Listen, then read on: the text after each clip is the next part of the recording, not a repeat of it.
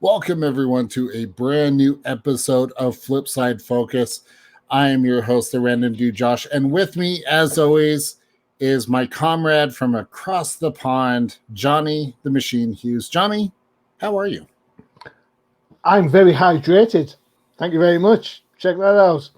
That's beautiful. I could give you 23 reasons of why I enjoy that.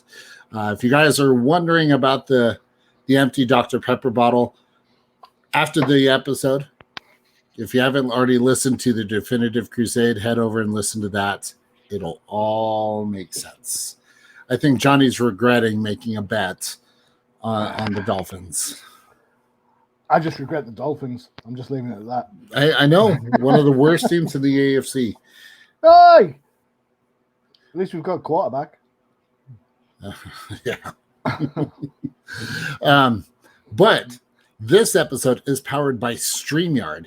So if you are, whether you're doing any sort of virtual conferencing, podcasting, whatever it may be, StreamYard is the way to go. It is the only platform we use here on Undercover Capes for all of our podcasts.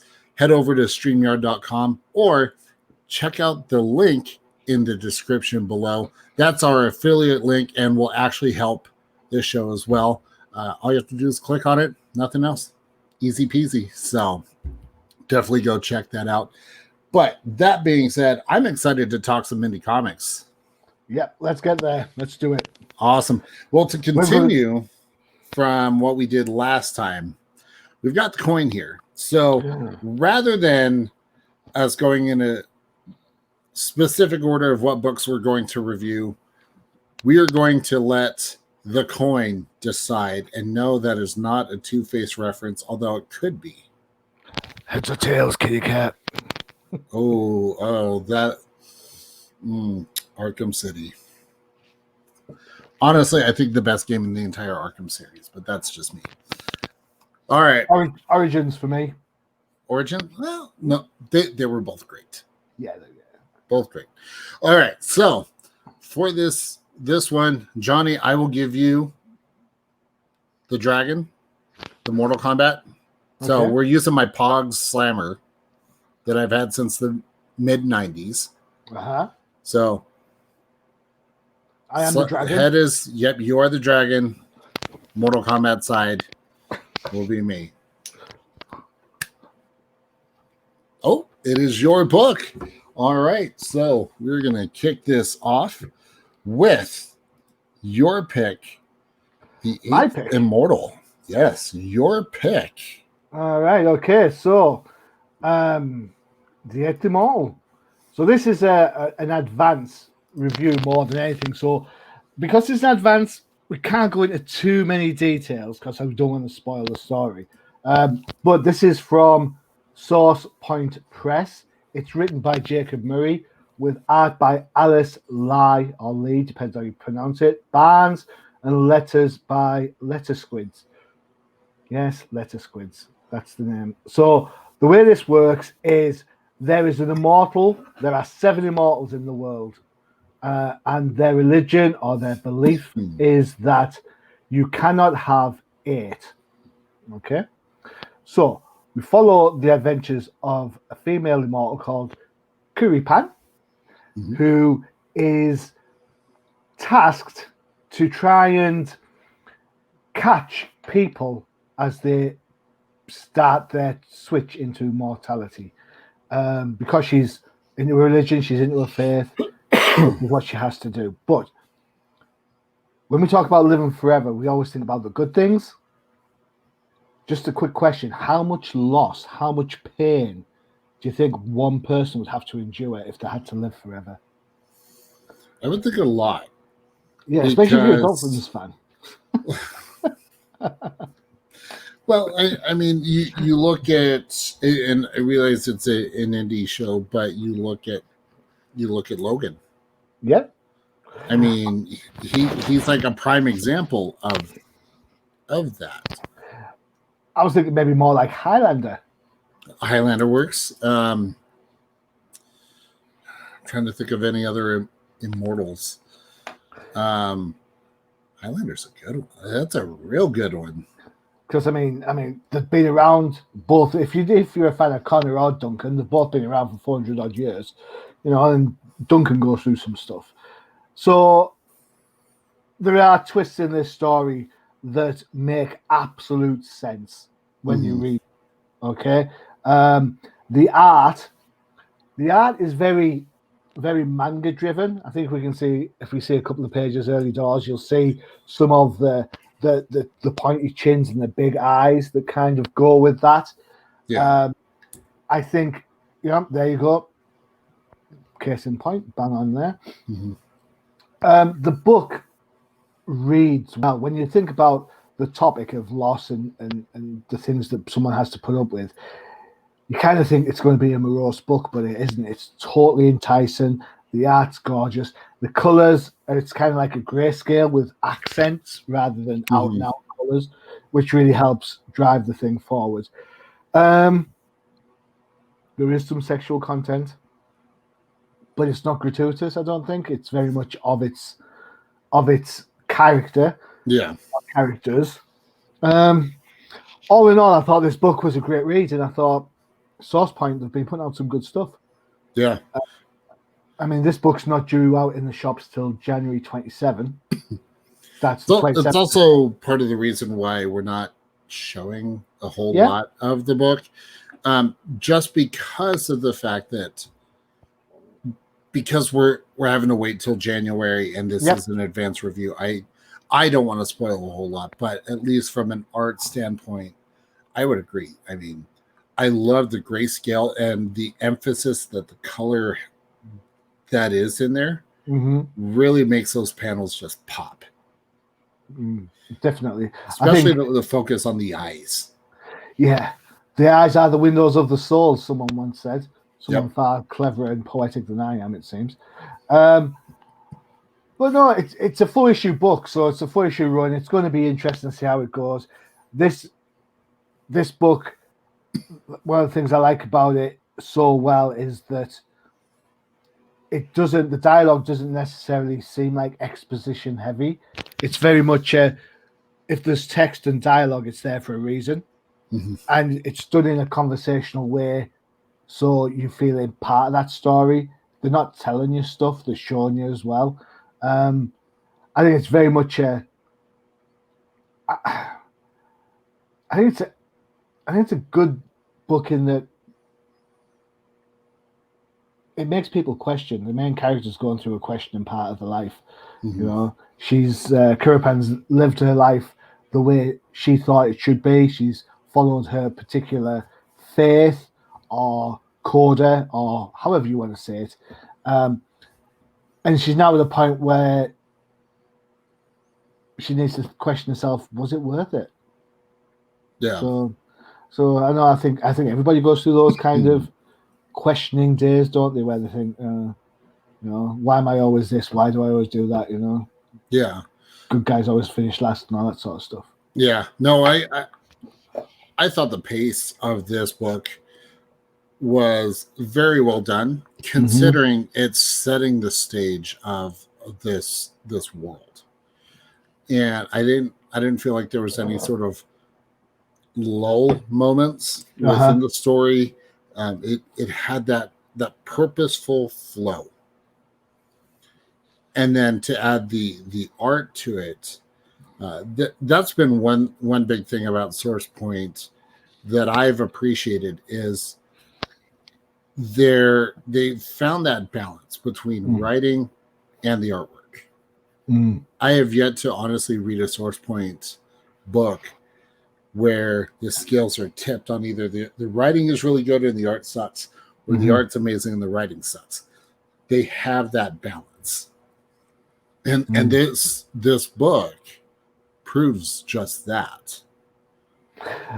I think you're absolutely bang on right. And you talk about pace. One of the virtues of using the Dark Horse model, which is I know it's not Dark Horse's model, so don't shoot me, but in my head, when I think of Dark Horse, I think of mini-series that run and then stop, then nothing happens, and then maybe 6 months, maybe a year later, the next series comes up, and again, it's like 4 issues or whatever. So by using the mini series model, I think indie creators don't have the luxury to kind of think, well, if we're working on a mainstream book where it's like umpteen issues goes out, well, I've got 12, 13 issues to tell my story. Or if you're Tom King, 75. But with indie books, you don't get that. Indie books, it's very much right. You've got 4 issues, you've got 5, you've got 6, or whatever it is. And if it's not, it's got to be done by then because there's no comebacks, there's no do-overs. It's got to be done. And I think the best indie books, for me, have that pacing down like bam. You know, the kind of have that. I mean, we talked about Nancy Drew not so long ago. And we talked about how that's 6 issues, but each issue was like another twist, till you get to the point where they pull them all together. That's great pacing. You know, if that was a mainstream book, that would have gone for another 6 issues with umpteen more different people that could have been the murderer. You know, it's so I think having that limited, ironically considering she's immortal, having that limited lifespan of a book pushes the writer to be on pace because the beats still want to hit. And we've said that multiple times, not only on this show, but on other podcasts that we've been on, where we've been very vocal about comic books that are those filler issues for 2 or 3 issues. And it kills the flow and the excitement. I mean, you look at... Let's not name names. We're in indie books. So. Yeah. I mean, there's one, a big event book that just finished that had a couple of those filler stories that we were just like, eh. Yeah. No story progression. It's just the character is in the same spot at the end of the book as they were at the start of the book. Yeah. And you're like, and that goes for 2 issues. So you're kind of like, what was the point? You know? Yeah. No, and this does not have that. I thought the setup on this was spot on. I'm excited to see where they go with it. That's been another, a nod, if you will, to Source Point, is that their books are not your scripted comic book direction. No, that's true. They might not be as out there as maybe say Aftershock. Yeah. Bearing in mind that Aftershock is their brand message, as it were. But Source Point have a darkness to them, definitely, and unexpected twists and turns. Yeah. I mean, I can't rate this book enough. I really can't. It was an absolute pleasure to read it. It was, it made me stop and think a little bit, which I really liked about books. Sometimes I'm not saying every comic book has to be The Watchmen, or it has to be some grandiose scheme in which to reevaluate your life or anything. I'm not, but this book can just maybe sit and think a little. Because we've all had losses. And what is it that makes us go forward? Yeah. Well, and really just reflect on the big picture. And I felt that's what this book does. Definitely. Good call. So go and check out January 27th next year. Get pre-ordered. Yeah.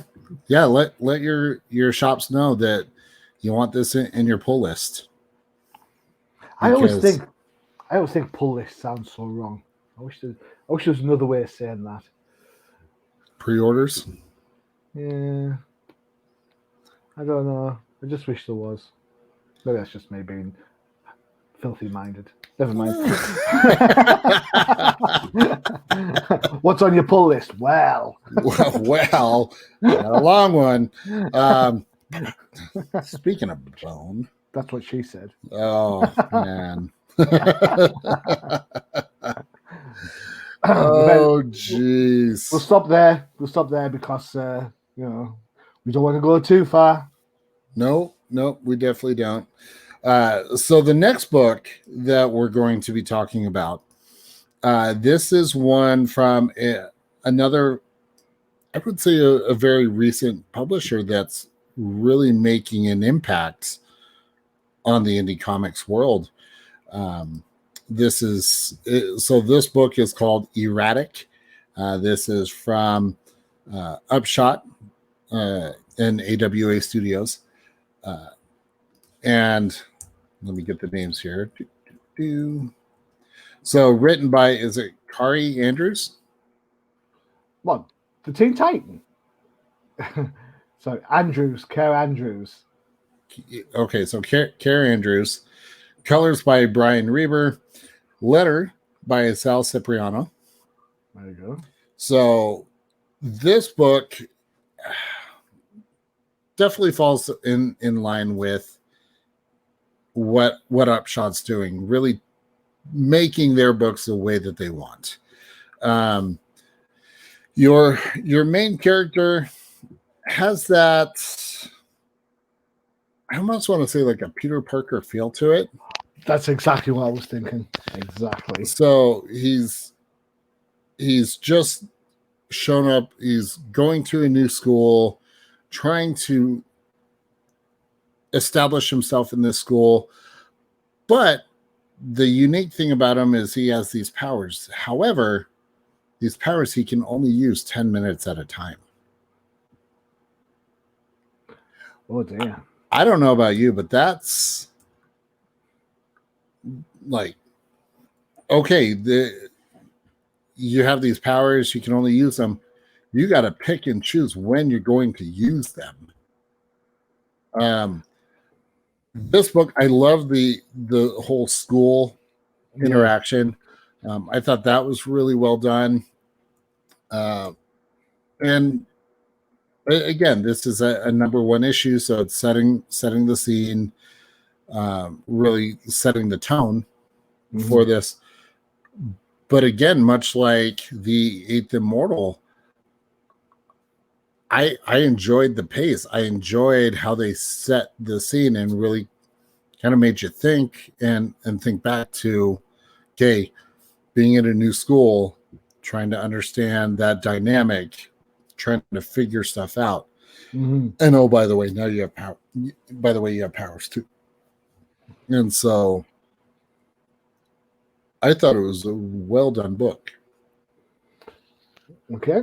And the fact that his powers run on a limited amount of time, the book, I think, really plays that out, because we're not going to get, 10 pages of him using his powers, because that does not make sense with the short time span he's able to use the powers. So artwork I thought was spot on for the nature of the book and for the subject matter. Yeah.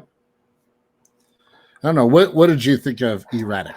Well, I was kind of lost at the start. I started reading it.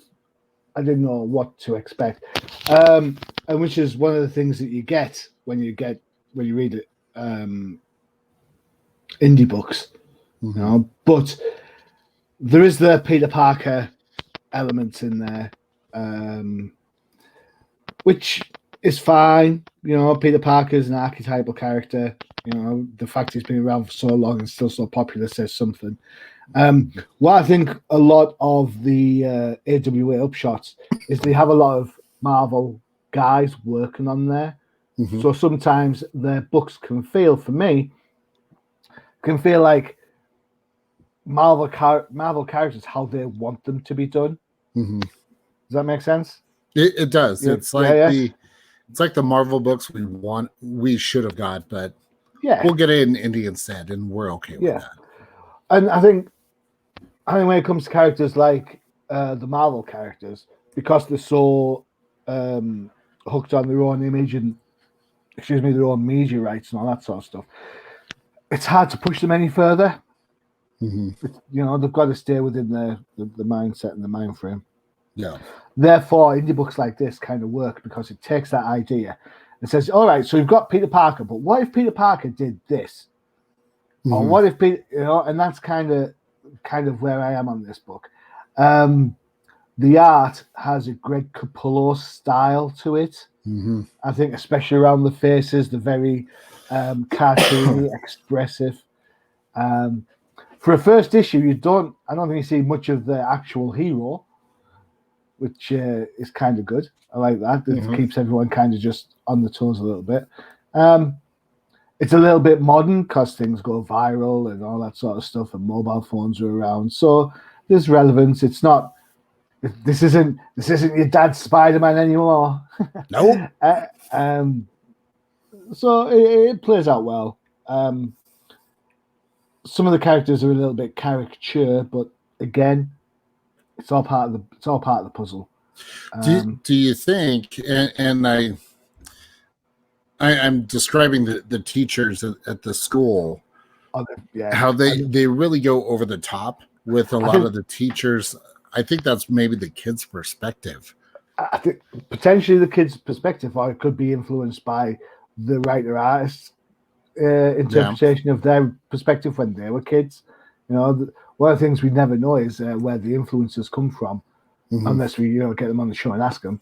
But generally speaking, when you're putting characters in books like this, I would imagine that there has to be some influence of, oh, this is what my teacher was like, or this is what my school was like, or there's always, Joe the cool kid, and Billy the not so cool kid, and so on and so forth. Yeah. There's always the class princess. So, no, I don't have a problem with that. I really don't have that over exaggeration. Is fine. If it is somebody's perception of them, of their, I suppose, their school years. If it's just trying to prove a point to be a contrast, then maybe it's a little bit too much. But overall, I thought it was a good shout. It's probably not my favorite AWA book that's come out recently. I know they've done some really good books in the past. We've talked about a couple. But it's good to see that they're staying true to themselves and still trying to do what they want to do. They want to get some superhero stuff out there. Fine, do superhero stuff. Yeah. So, yeah, I think if anyone's a fan of books like Spider-Man or Miles Morales, then I think this book's going to really appeal to them. Yeah, and it definitely has that Miles Morales feel. So cool, awesome. Two books down. I mean, I've said this for the last few months that I feel like indie creators have really, I don't want to say taken advantage of, but really utilized the time that they've had, given what's going on, to really put out a lot of great work.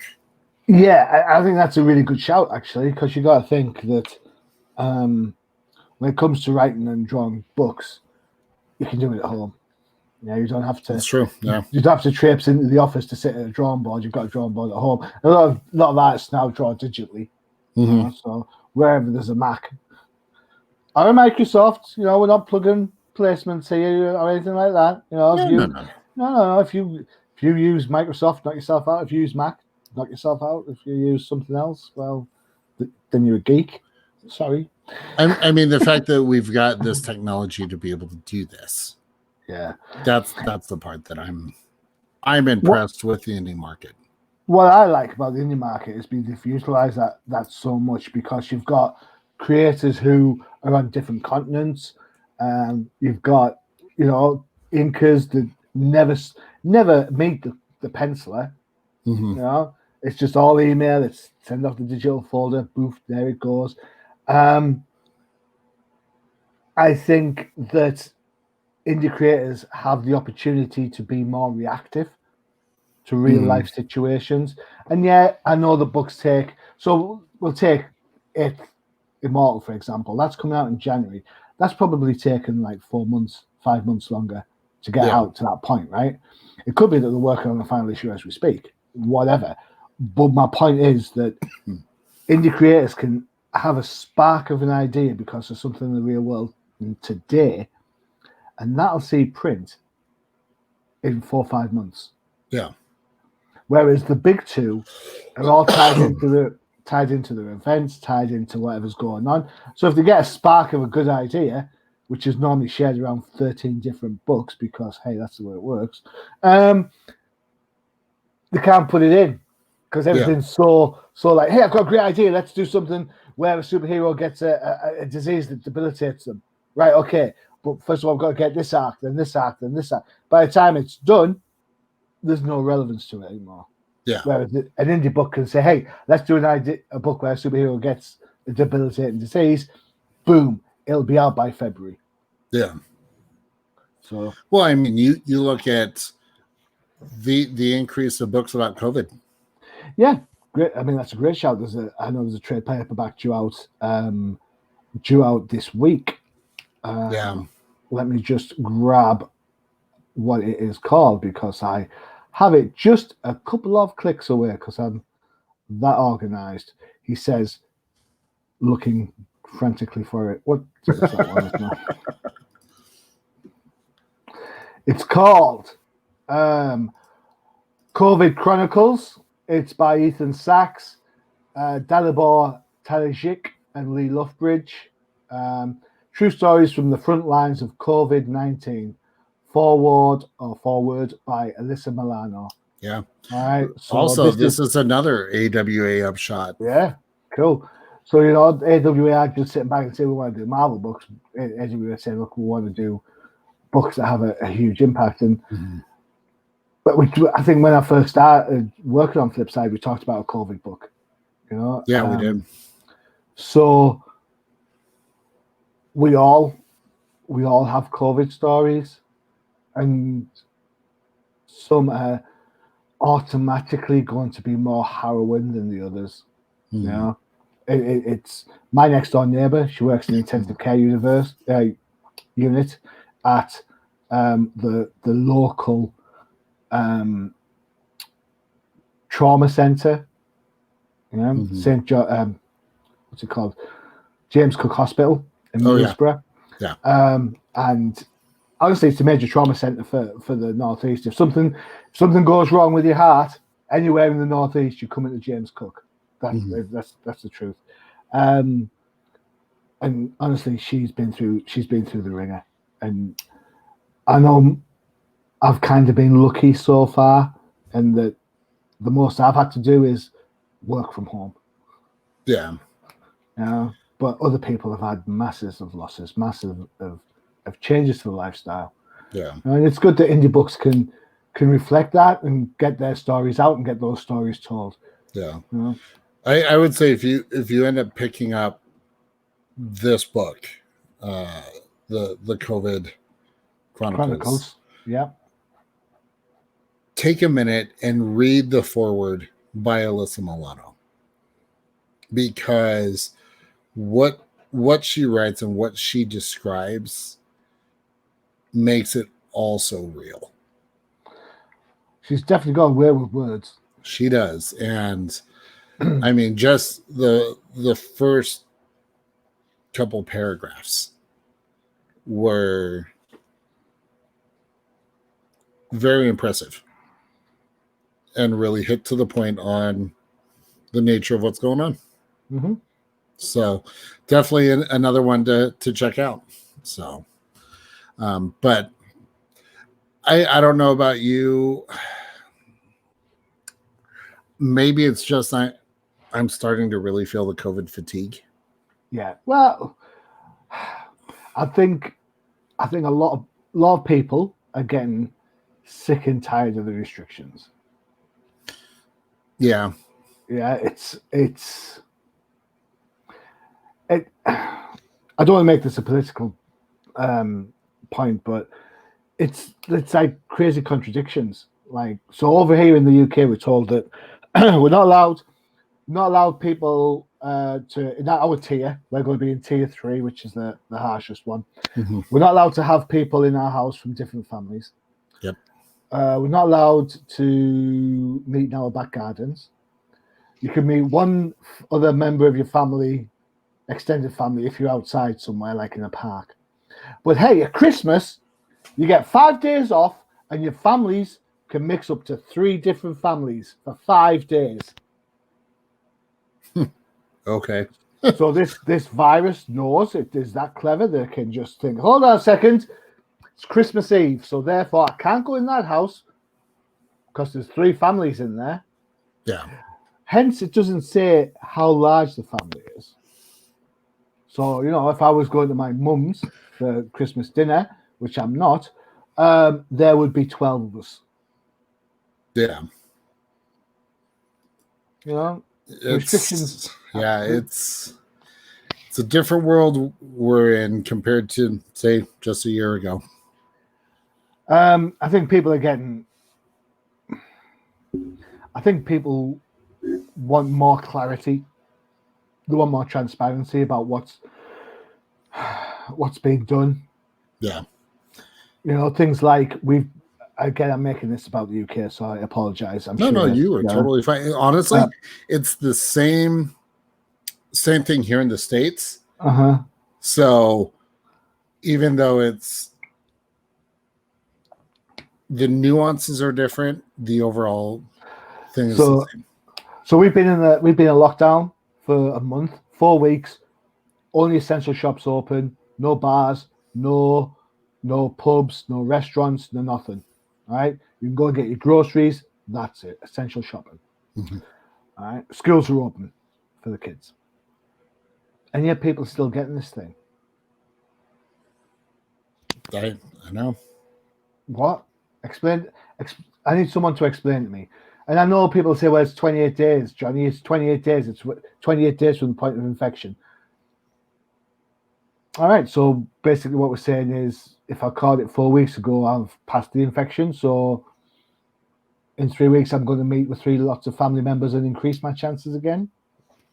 Yeah. I think it just needs to be, I get it. It's hard. It is hard. Mm-hmm. I'm not. It's hard being away from your friends. It's hard being away from your family, But hey, if comic creators can make comic books using bloody computers and Zoom, I'm sure we can have conversations. If we can make podcasts using technology, I mean, look at. I'll use StreamYard as an example.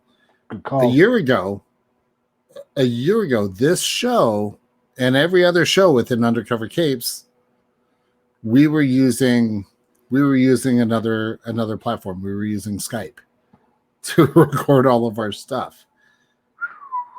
And now we're using StreamYard, and I mean, we've been able to do amazing things. Definitely. With this. You look at the virtual con. Yep. We've had two. Third one due up in April. Yes. I mean, we've been able to do amazing things with this. So at the end of the day, to bring it back to comics,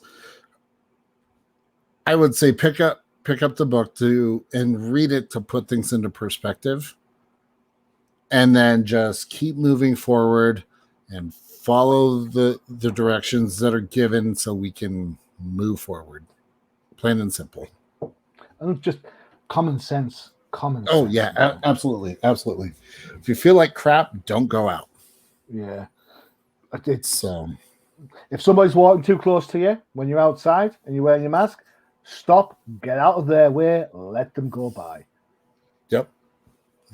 Yeah. Trust me, the toy rolls still be on the shelves when you get there. No, exactly. Well, on that note, talking about other toilet books. Roll? Well, definitely not this next book, but we're gonna have a short little break and check out this ad about another book that you guys should reach out to your local comic book shops and pick up. Hey guys, this is Frank Ogle, writer of Dead End Kids and No Heroin. You recently heard me on the show to talk about my new book, Dead End Kids: The Suburban Job. Dead End Kids: The Suburban Job follows 3 former friends who have all been deeply affected by the events of September 11th as they struggle alone to cope with the long-term effects of that tragic day and what happens to them when they find a bag of cash stolen from a local drug kingpin. I just wanted to drop by and remind you guys that Dead End Kids' The Suburban Job is currently up for pre-order. For those of you who haven't checked out the original Dead End Kids, The Suburban Job is a fresh start, a new cast and a new place with a new crime. For those of you who love the original series, we've got the entire creative team back together again to bring you more of what you loved the first time around. But whether you're a new or returning reader, I think you'll really dig the new series. If you want to check out Dead End Kids' The Suburban Job, be sure to get your pre-orders in at your local comic shop by December 4th. There you have it. Frank Gogol, I said this last time. What a talent. Mhm. What an absolute talent. You want to talk about a book that's influenced by childhood? That's the one. Definitely. Absolutely. Well, and even No Heroine. Yeah. That's an amazing book. It's definitely a talent. Definitely a talent. Absolutely. Well, speaking of talent, it's now Kickstarter time. Woo! I'm excited for this. So we should have like a music. We should have some. Da, da, da, da, da, da. You know what? I'm going to leave that up to the audio guy. I know he was annoyed because of some audio issues with another show, but that's neither here nor there. Yeah, but he might be annoyed, but the dude, the audio guy, he pulled it out, didn't he? To be fair, he That's absolutely. true. You know, I had a conversation. He wasn't best pleased, bless him. So we said, just give it a couple of days, just chill, don't stress it. Dude had it done in like less than 24 hours. Yeah, he should have heard his conversation with me. Oof. Yeah. Damn. Well, that's why I'm on a different continent. So, speaking of Kickstarter, we're going to do the same thing. We've got two different picks. We're going to let the coin decide. Am I still the dragon? Yes, you're still the dragon for this one. Woohoo! I need to find. I actually have a two-faced coin. I need to find it so I can use that. But here we go. Johnny, today, why didn't you have this luck last week? Is it me? Well, I will say at the time of recording, the Dolphins have just beat the Jets. So, hey ho. Well, there you go. Can't go wrong with that. All right, so your pick for Kickstarter. Right, okay, so my pick for Kickstarter is a little book, and it's called OBS, The Devil Went Down to Georgia. And I'm not going to lie, I only picked this to look at in the first instance because my mum loves that song by the Charles White Band. The Charlie Daniels band? Charlie Daniels Band, thank you. Mm-hmm. The Devil Went, and obviously my name's in it, so that's always good as well, so that's cool. There you go. So that's the reason why I picked this from the get-go. What I liked about this is pretty much the idea. So it's the character, he's Jezda, grew up on the streets of the Soviet Union, learning to rely only on herself. In sniper school, she met a woman who became a sister. Now she's learning that the monsters of folklore are real, and she is one of them. Dum dum dum. As the newest member of the occult security service, Kisa struggles to find a place, and now, after a satanic sorceress destroys a hospital in an attempt to open a portal to hell, Kisa will be called upon to battle the forces of darkness as she struggles with her own demons. Wow. So, kind of like a lot of all sorts of bits of bobs, a little bit of Black Widow, a little bit of Buffy the Vampire Slayer in there, maybe. Mm-hmm. So there's lots of different things going on there. There is some sorcery. It's kind of like a, I don't know, demon hunter book. I'm not going to lie. Again, I didn't know this when I picked it, so apologies for that. It is a mature book. There is some nudity in there, so go in with an open mind, please. Mm-hmm. So the writer is John Burns. Joe Burns, not John Burns. Everyone got excited there for a second. So he's a writer and filmmaker from Long Beach, California.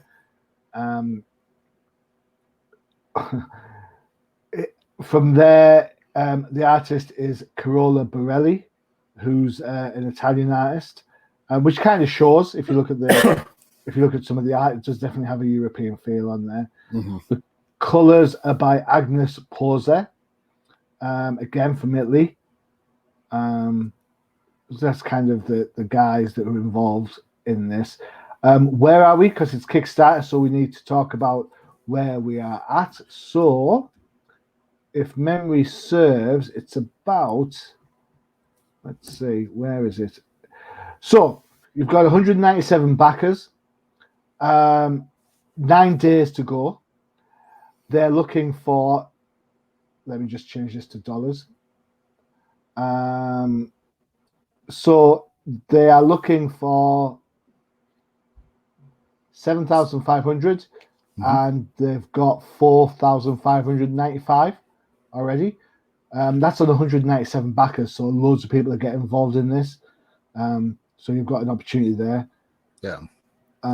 So you've got some pledges. Should we talk about the pledges? Yeah. Let's see here. So $5 or more, you get the all-new issue on any computer or mobile device as a PDF. Well done. 10 will get you the PDF and the Harpy's Origins PDF. Well done. Again, digital. $15 or more gets you Beachhead, which read the all-new issue in this tier, and you get the physical copy as well. Okay, that's good. And that's distributed to anywhere in the world. Mm-hmm. For $25, you get looks like physical copies of The Devil Went Down to Georgia and Harpy's Origins. Yeah. Cool. So and obviously the PDFs. Yeah. So for $30, you get variant covers as well as physical and digital copies. And there's 2 different ones of those. There's different variant covers on there, depending on your point of choice. For $35, you get the physical, digital. You also get a couple of the variants on there as well. So, again, ships across the world, which I think is pretty good. I like the idea of the book. The art does have a certain charm to it. The colours, I think the colours look great. In fact, I sometimes think, sometimes digital colours don't always work, but here there's definitely some texture to things. Yeah. The frameworks of the characters are fine. Some of the perspectives and the camera angles are a little bit odd, but you know what? This is Kickstarter. This is people learning how to do the trade, so you got to go with the flow on that one. But no, I was quietly impressed. Yeah. Although, unlike the song, there were no violins. Right. So when I was going through this before the show, and this is partly because of what I'm currently watching in my free time. This is very supernatural-esque, but instead of the Winchesters, you're getting a female hunter, and she's not American. And so, to be honest, because of that interest in supernatural, this was very appealing in that respect. I'm just surprised you've got this thing called free time. What the hell is that all about? Beats me. Honestly, it's the show that the missus and I watch together. So that's our spending time with her. Really? Oh man, we're going through Grey's Anatomy. That's got some horrors in it. See, I tried Grey's Anatomy. I can't. Mind you, we have started going back to the original. We are watching old episodes of ER, so there you go. Well, yeah, I remember watching that as a kid. Not to show my age or anything. Makes me Right. feel old now. I'm not going to make you feel any older. Actually, no, I am going to make you feel old because my pick is Lars the Awkward Yeti. Cool. Now, this book, this particular one, is based off of a webcomic. And so it's a volume of all of Nick Selleck's webcomics. Now, the reason why I said it was old was as I was going through, looking through what the book is about, it brought back memories to comic strips. And in the last episode of Old Timers that just released, oh yes, Bud had talked about before he got into reading comics, what really got him into comics in general were comic strips. And this fits that mold perfectly. Short and sweet, to the point, something you would see in a newspaper. Yeah, definitely. And Lars is absolutely hilarious. I love that the artwork is very, very simple. And this is one of those ones where I feel like we talk about the balance of writing and art. The writing, I feel, kind of makes up for the art, because the art is a little rough if you were to compare it to other comic strips or web comics, but because of the writing, it makes it that much better. Well, I love a good comic strip, and I never go looking for fantastic art in a comic strip. Yeah, for me, it's always about the punchline. And this definitely has those. Yeah. I remember. I mean, do you remember? Is it Dilbert? Dilbert doesn't have great art, does it? Oh, Dilbert. I love Dilbert. Calvin and Hobbes. I love Calvin and Hobbes.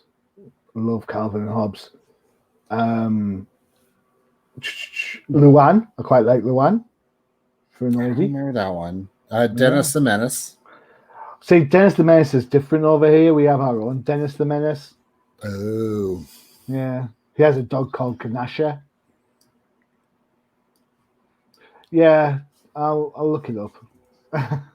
Dennis the Menace and Ganasha. So Ganasha spelled Ganasha like that. Okay. I'm trying to think what was some of the other ones. Obviously, Peanuts. Yeah, my wife didn't know. My wife didn't know that Peanuts was Charlie Brown. Really? Yeah, because we have it's Charlie Brown over here. Oh, okay. It's. Oh, at least it used to be. It used to be. Or Garfield. That was another one.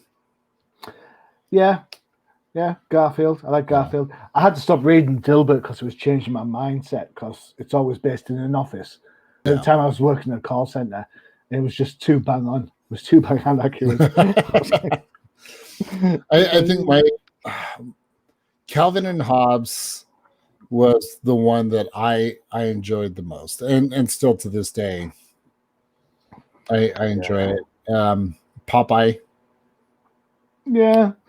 Nah, Calvin and Hobbes for me every time. Yeah. Just it's great. But I mean, Lars has the opportunity to, it's very reactive in the same sort of way that Calvin could be sometimes. Yeah. But it's obviously, this has got more of a, I suppose this is pretty much of its time, in that it's reflective of how we are now, because the one where he's crying into the popcorn. Yeah. There you go. I mean, all of us blokes have been there watching the movie, and we're trying not to cry, and and so then the girl says, "Oh, it's all right, it's fine. If you're upset, it's really nice." So then you blubber like a baby, and they're like, "Dump you." You're like, "What?" Yeah. I think it's a nice, well observed kind of point where people don't know how to react to certain things anymore. Yeah. You know, I mean that one there where I can't wait till he comes back. It's like, dude, he's not coming back. It's not, you know, we know he's not coming back, but how often have people said to us, "Oh yeah, we'll do this," and then you know you're still waiting.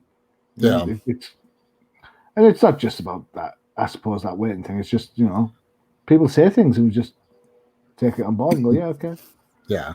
No, all in all, I thought this is definitely one that really is, I mean, from a Kickstarter standpoint, is doing well. With 23 days to go, and they've already raised over $27,000 with a goal of only 3. I mean, what a time to get into it, because you're guaranteed to get the book. So talk to us about the risks for Kickstarters, because I mean, if you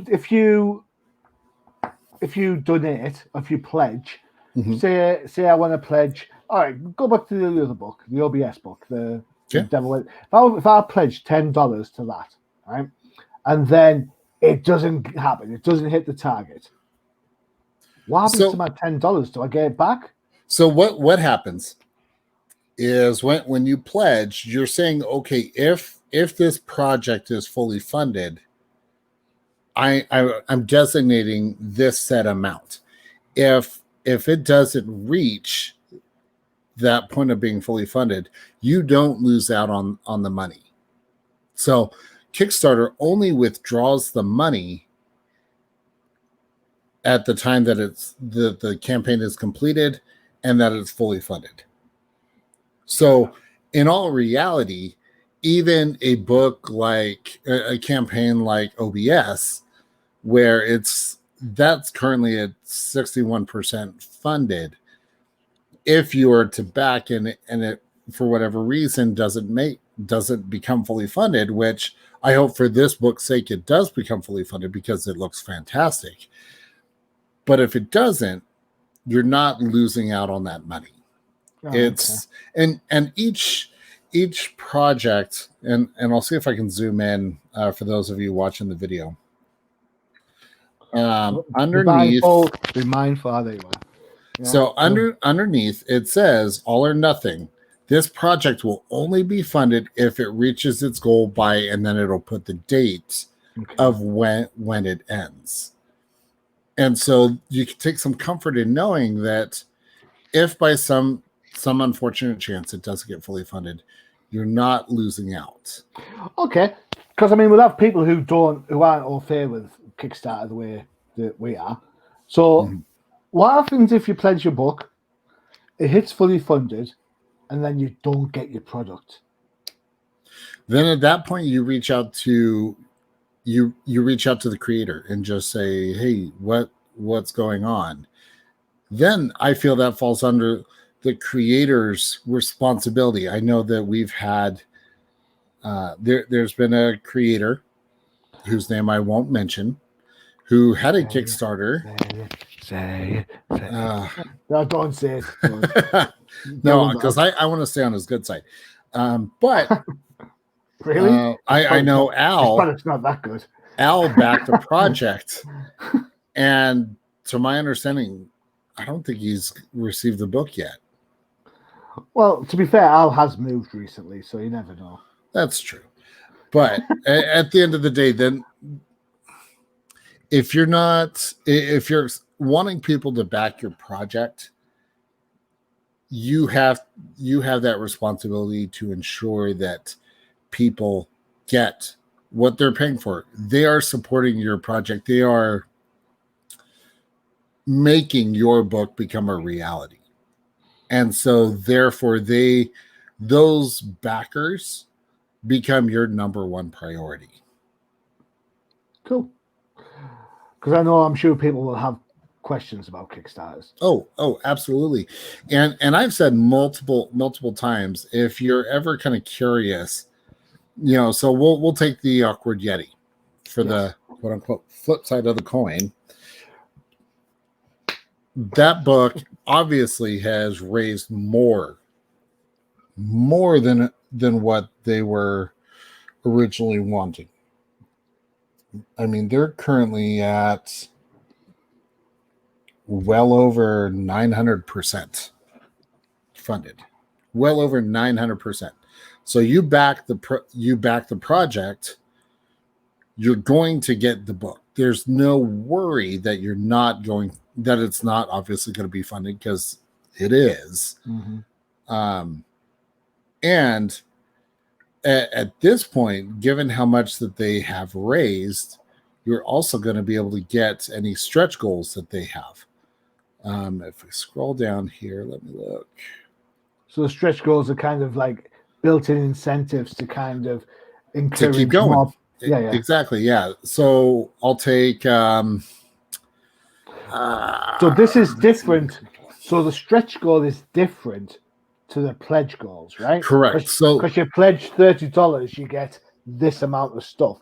If the total project hits different tiers, then you get this stuff. Then you get extra stuff in plus addition. All the other stuff. Yeah, exactly. Cool. So we'll take. I'll take War Coins by Garrett Gunn. Okay. I backed his project.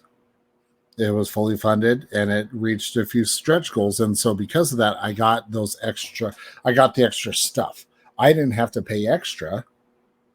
I think with his, I did up my pledge because there was some extra stuff that I wanted based on the tier. Mm-hmm. But that did not impact the stretch goals the stretch rewards that I got. So, for example, at $10,000 unlocked or reached for Lars, every backer at the $24 tier and higher receives a vinyl sticker of Lars with Flart and Brain. 20,000. There's another reward. 30,000. Mm-hmm. Another. So, I mean, you go on and on. Obviously, they've reached more and more. Looks like they do need to update this, but again, you're able to see the extra stuff that you'd be getting, and that's just because more and more people are buying in. So the overall project, because the project's being made, then everybody who's certain people within the tier system will be thanked for their contribution by getting extra stuff. Correct. And it's also, in my opinion, it's incentive to give a little bit more if you can. To give a little bit more. Exactly. Yeah. Cool. If I were to bring up, let me see if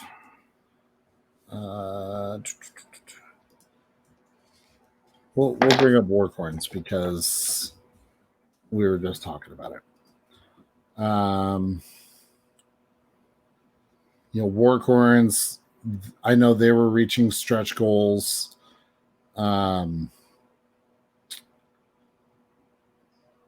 Yeah. So with War Coins, they had at $11,000. There's the Full Metal Jacket HD, like a die cut sticker. Mm-hmm. At 12,000, you were getting extra trade paperbacks of previous books, trading cards, all sorts of stuff. Mm-hmm. I know. Funny enough, with the first War Coins, Garrett was in the middle of a live stream, and I challenged him that if the campaign reached a certain level, that he was going to get a War Coins tattoo. Did well, it reached the goal, and he will be getting it, and he will be live streaming getting that tattoo. And he even talked about that during the virtual con. So, creators are, some creators are willing to go above and beyond. Others, and that's fine. That's their prerogative.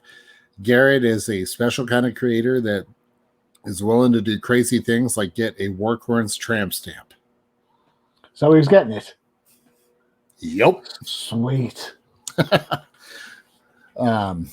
But and why I picked War Coins, I mean, I enjoyed War Coins so much. I actually have a War Coins tattoo. You've got a tramp stamp. No, I don't have a tramp stamp. Mine is on my leg. But hey, get some tramps to have it. It's it's fine. Hey, you know what? I like my tattoo. Thank you very much. I didn't say anything against your tattoo. But I have tattoos also. That's kind of the cool thing with Kickstarter is a lot of these creators, they will go here first. Yeah. And they come up with a lot of fantastic stuff. Cool. I know we get what's the other one? Morgan's Organs. Oh, you like Morgan's Organs? I do like Morgan's Organs. I know he's working on book number 4. So I'll be excited for that. So I would say, if anything, just take the time and go through Kickstarter and really find what you want. Oh my God. So at the time of recording, there is a Kickstarter based on the pro wrestler Gangrel. Oh my God. Stop the press.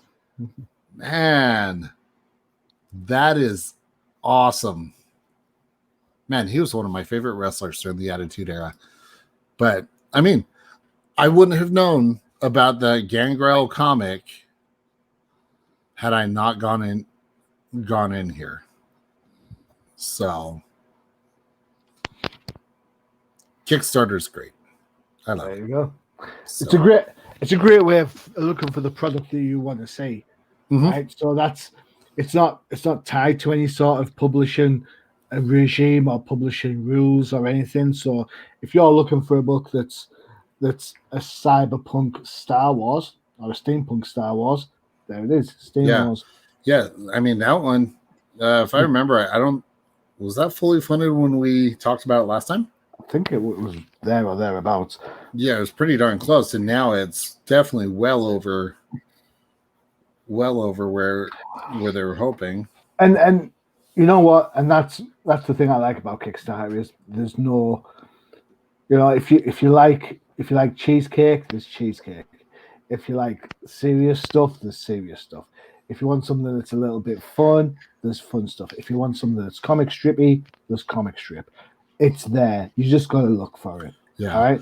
Well, and it's not just comics. I mean, they've got all sorts of stuff. Granted, yes, we focus on the comics, but I mean, you jump into, we'll say games. They've got all sorts of stuff. I mean, there's literally something for everyone on here. You want Cthulhu tarot cards? There you go. Because who doesn't love a good, Cthulhu? They even have a board game on the indie comic The Boys. Can't see that being particularly fun.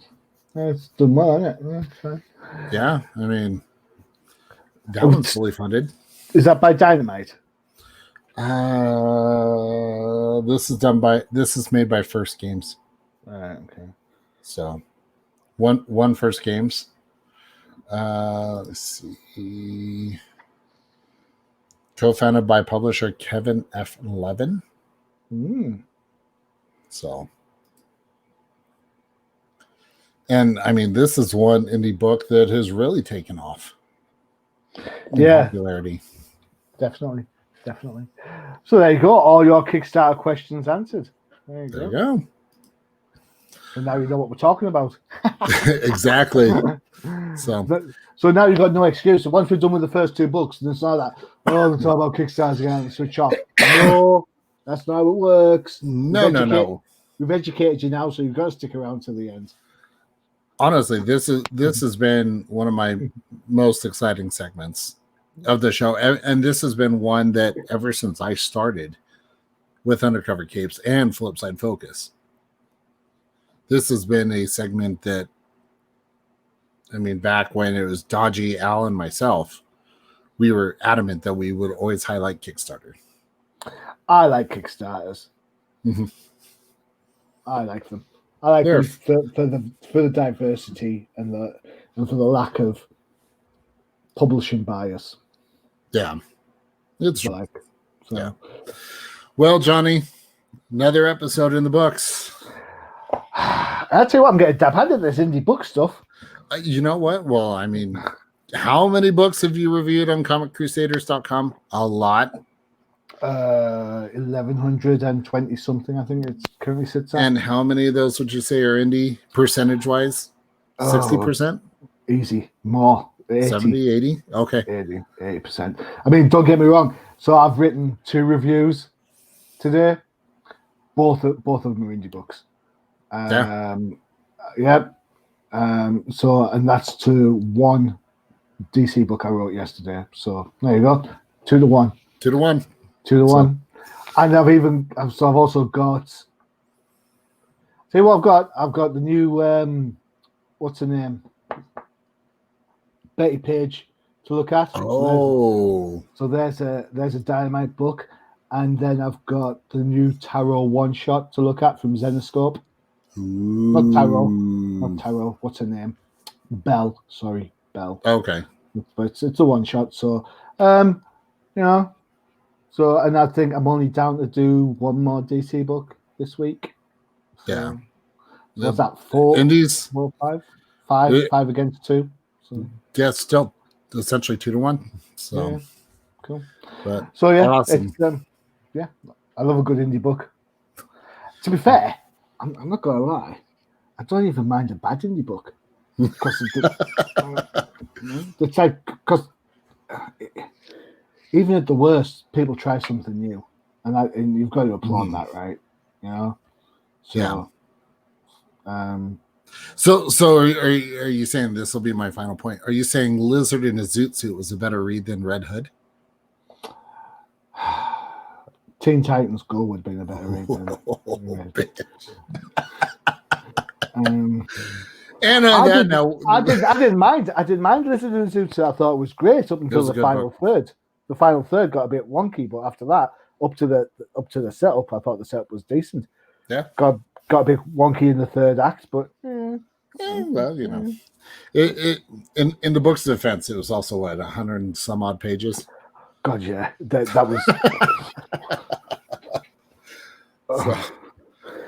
Well, now that I've given you another headache, so we'll go ahead and wrap up this episode of Flipside Focus. As always, Johnny, always a pleasure to have you on the show. Thank you very much. Totally enjoying being here. Long may it continue. Oh, absolutely. And then for everyone else watching, make sure to check out all of our shows on Undercover Capes, including the Old Timers Comic Book Show, where the comics are old, but the hosts are not. That's it. There we go. See? Well done. That just shows I watched the show, or else I wouldn't have known that. Well, yeah, but it's the other way around. But other than that, I'll let you go with that. And then, of course, there's Outside the Panels, and then obviously No Prize Podcast, Definitive Crusade, K-Pop Cosmos, Crisis in the Toyverse, and we've got more stuff coming. So you never know. I know. Crazy. So we'll wrap it up and we will catch you guys on the next one. Adios. Visit undercovercapes.com for the latest and greatest podcasts via the Undercover Capes Podcast Network. Also visit our parent company website, comiccrusaders.com, all about comic pop culture.